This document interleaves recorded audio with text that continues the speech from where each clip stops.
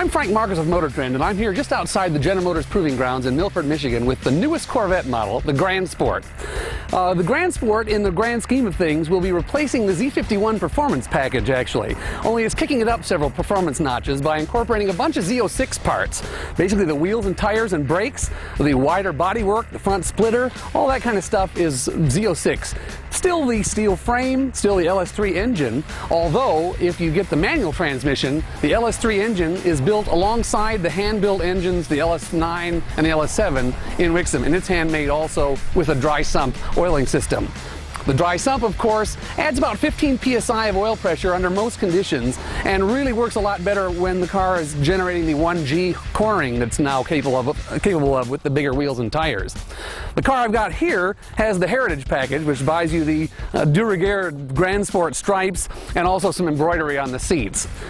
You know, things have been kind of tough at General Motors lately, and this is an interesting car, a way of making a brand new model, an interesting new model out of a lot of parts that were already existing. As I mentioned, we've got a lot of Z06 parts.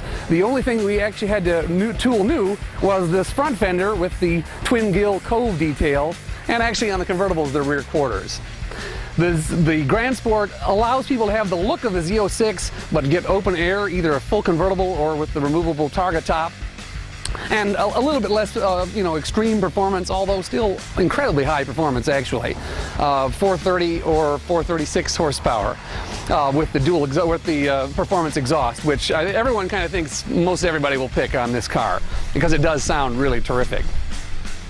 I have actually had a chance to get out and drive this car, and it is amazing what it can do. The braking, it just never ceases to amaze me. 6-piston front calipers with 6 individual brake pads, 4-piston in the back, big vented drilled rotors. So just indefatigable. You go deeper and deeper into the turns with harder on the brakes each time around the Milford road course and never get out of shape. Handling wise, the steering quite great, quite good. You can position the car exactly where you want it on the track at all times. I didn't get a chance to drive the Z06 beside it, but you do drive this and think, well, geez, do we still need that thing or not? Of course, more horsepower is always better.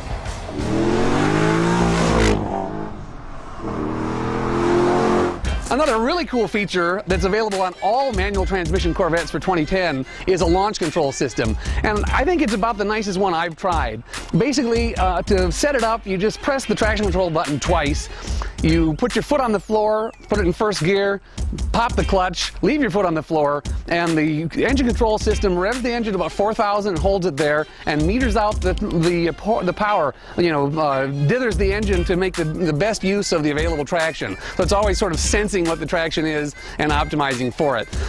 We tried it not on a Grand Sport but on a ZR1. Yeah, and with the system turned on, I had my best time was a 3.8 and the system managed to do a 3.6. Over and over and over again. Mine ran from 3.8 to 4.4 or so. So very good system as far as the launch control. Corvette Grand Sports are arriving in dealerships now, so they're available for sale. The price premium relative to the old Z51, this car costs $45,10 more to buy all that hardware that the Z06 has. Of course, it's about 20 grand less than an actual Z06, so it's a pretty good savings there. I think it's a pretty good value for the money, and some of the folks here reckon that as many as half of the new base Corvettes will be Grand Sports.